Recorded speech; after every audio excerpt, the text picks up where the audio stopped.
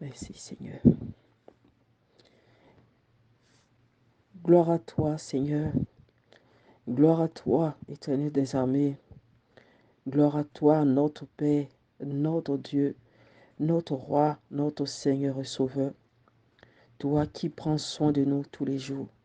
Toi qui veilles sur nous. Toi qui pourvois à nos besoins, qui les connais et qui les comble dans ton amour, Seigneur. Ce matin, je veux te dire merci. Ce matin, je veux te rendre toute la gloire, Père éternel. Seigneur, Papa, tu nous as donné le souffle de vie, ô Père. Dans ta grâce et dans ta bonté infinie, il t'a plu de faire en sorte que nous puissions nous lever. Il t'a plu, Seigneur, de nous donner la victoire sur la mort, ô Père éternel. Dans tous les combats, Seigneur, qui viennent à nous, Père éternel, tu nous donnes la victoire dans le nom de Jésus. Et tu le fais pour la gloire de ton nom en notre faveur. C'est pourquoi je veux te remercier encore, Seigneur, encore ce matin. C'est pourquoi je veux te rendre grâce. C'est pourquoi je veux t'adorer. Je veux te louer. Je veux faire ton œuvre. Je veux te servir, Seigneur. Car c'est à cela que tu m'as appelé. Père, je te dis merci, Papa. Je te dis merci, Yahweh. Je te dis merci. J'élève ton sang. Seigneur, parce que ce n'est pas de moi-même, ce n'est pas de nous-mêmes, ce n'est pas par notre force, ce n'est pas par notre pouvoir ou notre vouloir, Seigneur, que nous nous sommes réveillés ce matin. C'est par ta grâce, c'est parce que tu l'as décidé, c'est parce que tu l'as voulu. C'est pourquoi je veux t'adorer et célébrer ton Saint-Nom ce matin. Et c'est pourquoi je veux te servir encore, Seigneur, et je veux faire encore plus chaque jour que tu me permettras. Je bénis ton Saint-Nom, Père éternel. Shalom à nous tous, shalom frères et sœurs, shalom à tous les serviteurs de Dieu, toutes les servantes de Dieu. Que le nom du Seigneur soit glorifié dans notre vie et que Dieu nous bénisse en ce jour qui nous a donné de voir et par sa bonté qui se renouvelle encore chaque jour dans notre vie. Oui, ce matin encore, sa bonté s'est renouvelée. C'est pourquoi tu dois rendre grâce à Dieu. C'est pourquoi avant de sortir de chez toi, mon frère, ma soeur, tu dois prier, tu dois remercier le Seigneur. Quand tu t'es levé ce matin, est-ce que tu as prié? Est-ce que tu as rendu grâce à Dieu? Même si tu as oublié à cause des obligations, à cause des événements imprévus, dès que tu t'en souviens, n'oublie pas de prier le Seigneur. Où que tu sois, trouve un endroit, trouve un espace, va remercier le Seigneur, va prier le Seigneur, va glorifier le nom du Seigneur. Et n'oublie pas de recommander ta journée, de recommander ta vie et celle de tes proches entre les mains du Seigneur, de prier aussi pour les autorités de ta ville, de ton pays, de bénir la vie de tes frères et sœurs, de bénir la vie des autorités, afin que toute décision prise soit prise en ta faveur. Que Dieu nous bénisse. Shalom à nous tous. Nous revenons encore pour notre lecture biblique. Le Seigneur nous a donné la vie, il nous a aussi donné la voix afin de pouvoir le servir.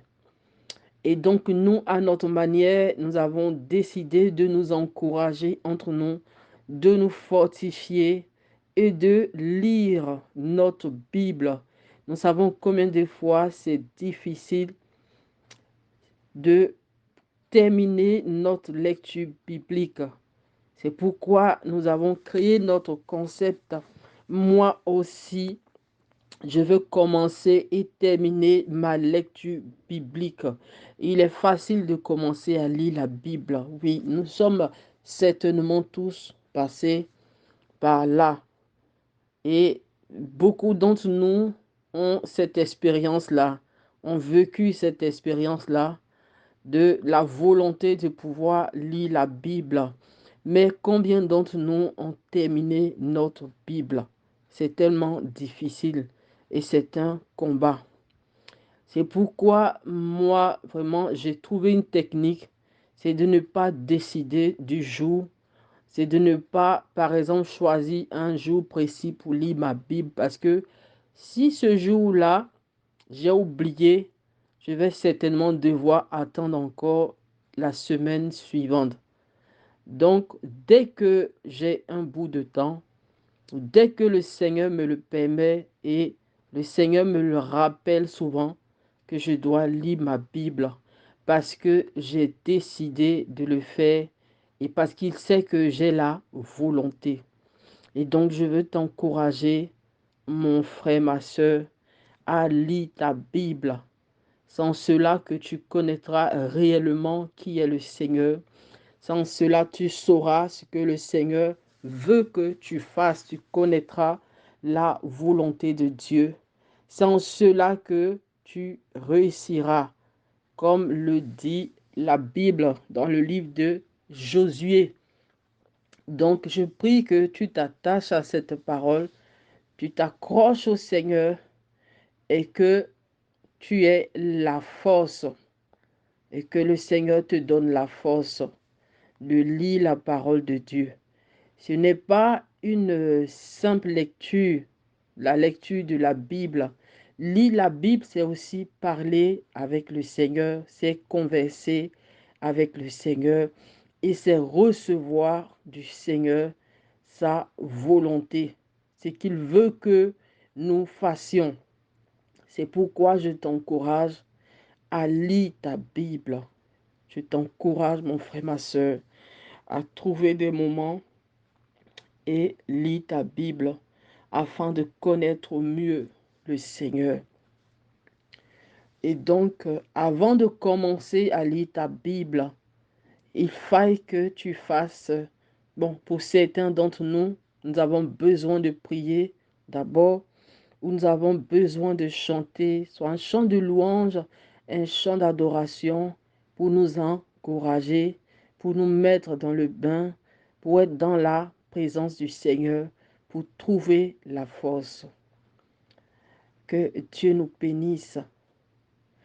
Le chant que j'ai voulu chanter ce matin au Seigneur, la chanson dit, tu as promis d'être avec moi, je m'accroche à toi. Je m'attache à toi. Et avant de chanter et de lire ma Bible, je veux t'encourager, mon frère, ma soeur, à ne pas avoir honte, à ne pas être timide, à montrer vraiment que tu es un chrétien, que tu es un fils, que tu es une fille du Dieu vivant. Prier le Seigneur, faire l'œuvre de Dieu, ce n'est pas forcément dans le secret. Si nous avons donné notre vie au Seigneur, le monde doit savoir que nous sommes nés de nouveau, nous avons donné notre vie au Seigneur et nous avons décidé de servir le Seigneur. Et donc, je veux t'encourager à ne pas avoir honte de parler du Seigneur, que ce soit sur les réseaux sociaux, dans ta maison, chez ton voisin, dans ta grande famille. Il faut que tout le monde sache que tu as donné ta vie au Seigneur, que tout ce que tu fais maintenant, c'est pour l'œuvre de Dieu. Parce que le Seigneur s'est donné sur la croix. Il ne l'a pas fait en cachette. Il ne l'a pas fait dans le secret. Il a fait pour que tout le monde puisse le voir, pour que tu saches qu'il a fait pour toi. À ton tour, tu dois lui montrer ta reconnaissance en le priant, en le servant aussi publiquement pour toi-même, pour l'œuvre de Dieu et pour le royaume. Certainement par toi, des âmes seront touchées, des personnes seront fortifiées, des malades certainement seront guéris par toi. C'est pourquoi tu ne dois pas être timide, tu ne dois pas avoir honte de servir le Seigneur et de montrer que tu appartiens au Seigneur. Que le nom du Seigneur soit glorifié et que Dieu te bénisse. Merci Seigneur. Tu as promis d'être avec moi. Je m'attache à toi, je m'attache à toi. Tu as promis d'être avec moi. Ta fidélité durera toujours. Ta fidélité durera toujours. Tu as promis d'être avec moi, Seigneur. Je m'accroche à toi, je m'accroche à toi, Jésus.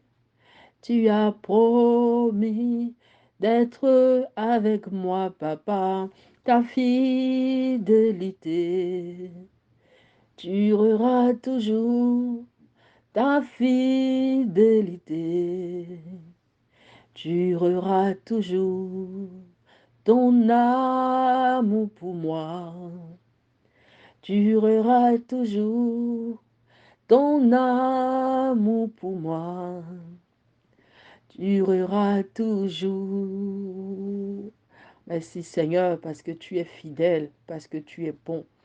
Et que ton amour pour moi, Seigneur, est ton amour qui durera toujours. C'est ton amour incommensurable. C'est un amour désintéressé. C'est pourquoi, Seigneur, je veux t'aimer. C'est pourquoi, Seigneur, je veux m'attacher à toi. Je veux m'accrocher à toi, Papa Seigneur. Je veux résister, oh Seigneur. Je veux te servir, oh Père éternel, agréablement. Je veux faire ton œuvre, oh Père éternel. C'est pourquoi je bénis ton Saint-Nom. Je te dis merci pour cet amour-là. Permets, Seigneur, que je puisse te le rendre comme il se doit, ô Seigneur, ô Papa. Que ton nom soit glorifié, que ton nom soit loué. Je te dis merci dans le nom de Jésus. Merci, Seigneur. Et donc, nous revenons à notre lecture biblique. Nous nous étions arrêtés dans le livre de la Genèse et nous avions terminé le chapitre 8. Et donc, nous continuons notre lecture biblique. Je veux t'encourager, mon frère, ma soeur, à lire ta Bible, à ne pas te précipiter de la lire. Prends ton temps et demande au Seigneur de te fortifier. Ne sois pas découragé si tu n'arrives pas à la lire comme il se doit ou à la lire rapidement, à lire les versets, autant de versets. Non, prends ton temps afin de pouvoir lire ta Bible. Prends ton temps pour lire ta Bible. Ne te presse pas pour faire quoi que ce soit. Que tu aies lu un verset ou deux versets, ce n'est pas grave. L'essentiel, c'est que tu termines ta lecture. Donc, prends ton temps pour lire ta Bible. Ne te presse pas, ne te presse pas. Que Dieu nous bénisse. Et donc, nous nous étions arrêtés au chapitre 8. Nous venions de terminer le chapitre et nous commençons notre lecture à partir du chapitre 9 du livre de la Genèse. Que le Seigneur nous bénisse. Je lis la parole de Dieu par sa grâce. Genèse chapitre 9 à partir du verset 1. La Bible dit, Dieu bénit Noé et ses fils et leur dit, soyez féconds, multipliez et remplissez la terre. Vous serez un sujet de crainte et d'effroi pour tout animal de la terre, pour tout oiseau du ciel, pour tout ce qui se meut sur la terre et pour tous les poissons de la mer. Ils sont livrés entre vos mains. Tout ce qui se meut et qui a vie vous servira de nourriture et je vous donne tout cela comme l'herbe verte. Seulement, vous ne mangerez point de chair avec son âme, avec son sang. Sachez-le aussi, je redemanderai le sang de vos âmes. Je le redemanderai à tout animal et je redemanderai l'âme de l'homme à l'homme. À l'homme qui est son frère, si quelqu'un verse le sang de l'homme, par l'homme, son sang sera versé. Car Dieu a fait l'homme à son image. Et vous, soyez féconds et multipliez. Répandez-vous sur la terre et multipliez sur elle. Dieu parla encore à Noé et à ses fils avec lui en disant, voici, j'établis mon alliance avec vous et avec votre postérité après vous, avec tous les êtres vivants qui sont avec vous, tant les oiseaux que le bétail, et tous les animaux de la terre, soit avec tous ceux qui sont sortis de l'arche, soit avec tous les animaux de la terre. J'établis mon alliance avec vous. Aucune chair ne sera plus exterminée par les eaux du déluge, et il n'y aura plus de déluge pour détruire la terre. Et Dieu dit, c'est ici le signe de l'alliance que j'établis entre moi et vous, et tous les êtres vivants qui sont avec vous, pour les générations à toujours. J'ai placé mon arc dans la nue, et il servira de signe d'alliance entre moi et la terre. Quand j'aurai rassemblé des nuages au-dessus de la terre, l'arc paraîtra dans la nue, et je me souviendrai de mon alliance entre moi et vous. Et tous les êtres vivants de toute chair et les eaux ne deviendront plus un déluge pour détruire toute chair. L'arc sera dans la nue et je le regarderai pour me souvenir de l'alliance perpétuelle entre Dieu et tous les êtres vivants de toute chair qui est sur la terre. Et Dieu dit à Noé, tel est le signe de l'alliance que j'établis entre moi et toute chair qui est sur la terre. Les fils de Noé qui sortirent de l'arche étaient Sem, Cham et Japheth. Cham fut le père de Canaan. Ce sont là les trois fils de Noé et c'est leur postérité qui peupla toute la terre. Noé commença à cultiver la terre et planta de la vigne. Il but du vin, s'enivra et se découvrit au milieu de sa tente. Cham, père de Canaan, vit la nudité de son père et il le rapporta dehors à ses frères, à ses deux frères. Alors Sem et Japheth prirent le manteau, le mirent sur leurs épaules, marchaient à reculons et couvrirent la nudité de leur père. Comme leur visage était détourné, ils ne virent point la nudité de leur père. Lorsque Noé se réveilla de son vin, il apprit ce que lui avait fait son fils cadet, et il dit, maudit soit Canaan, qu'il soit l'esclave des esclaves de ses frères. Il dit encore, béni soit l'Éternel, Dieu de Sem, et que Canaan soit leur esclave. Que Dieu étende les possessions de Japheth, qu'il habite dans les tentes de Sem, et que Canaan soit leur esclave. Noé vécut après le déluge 350 ans tous les jours de Noé furent de 950 ans, puis il mourut. Nous continuons notre lecture. Nous sommes arrivés au chapitre 10. Voici la postérité des fils de Noé. Sem, Cham et Japheth. Il leur naquit des fils après le déluge. Les fils de Japheth furent Gomer, Magog, Madai, Javan, Tubal, Méchec et Tira. Les fils de Gomer, Ashkenaz, Ripha et Togarma. Les fils de Javan, Elisha, Tarsis, Kittim et Dodanim. C'est par eux qu'ont été peuplées les îles des nations, selon leur terre, selon la langue de chacun, selon leur famille, selon leur nation.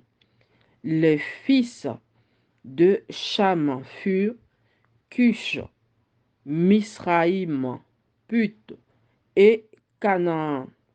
Les fils de Cush, Saba, Avila, Sabta, Raïma, Sabtika. Les fils de Raïma, Séba et Dédan. Cush engendra aussi Nimrod.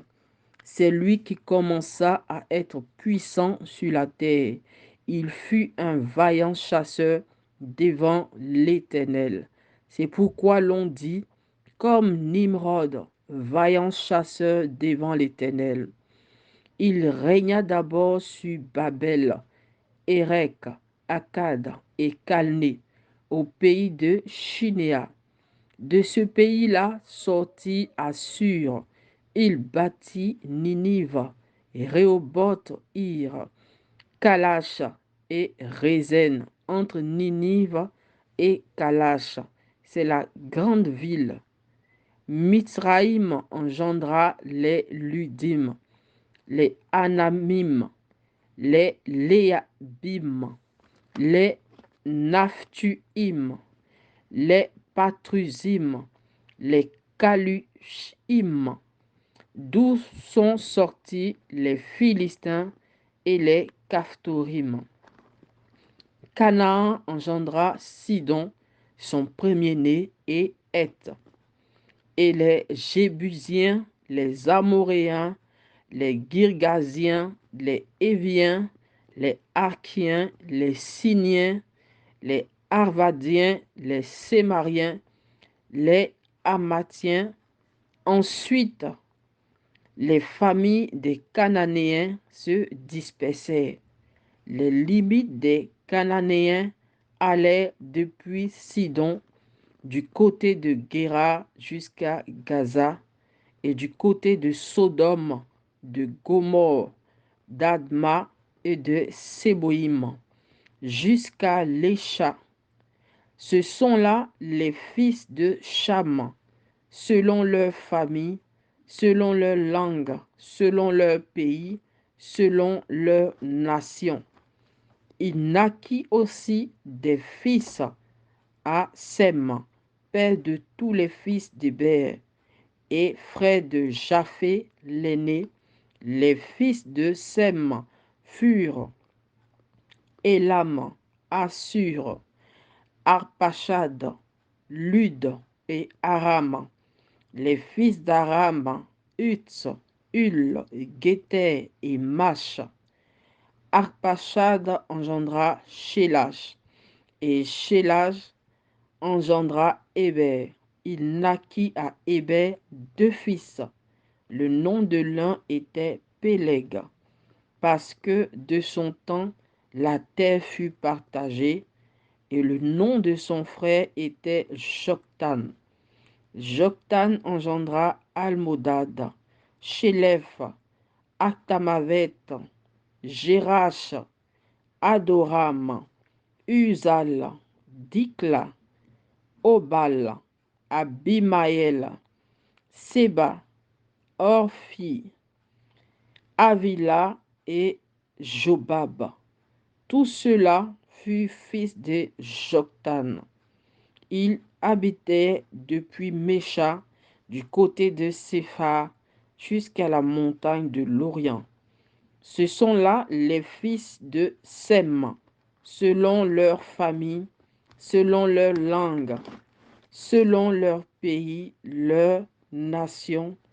Telles sont les familles des fils de Noé, selon leur génération, selon leur nation, et c'est d'eux que sont sorties les nations qui se sont répandues sur la terre après le déluge.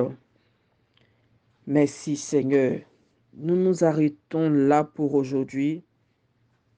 Que le nom du Seigneur soit glorifié.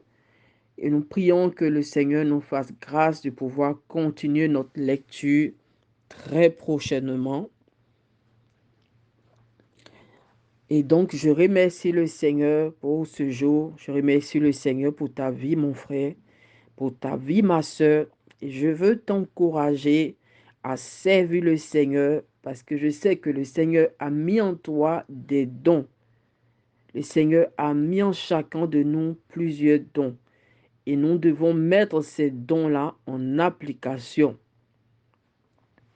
Que Dieu te bénisse, sois fortifié, sois encouragé et encourage aussi tes frères et sœurs, encourage aussi ton entourage à servir le Seigneur et gagne des âmes pour le royaume de Dieu, afin que ta famille, afin que tes frères et sœurs, afin que ton entourage, afin que vous soyez tous sauvés. Que Dieu nous bénisse, que son nom soit glorifié et très bon après-midi à chacun de nous dans la paix du Seigneur. Soyons toujours dans la joie, ayant de l'amour les uns envers les autres. Soyons source de bénédiction pour les autres. Que Dieu nous bénisse, que son nom soit glorifié. Merci Seigneur. Amen.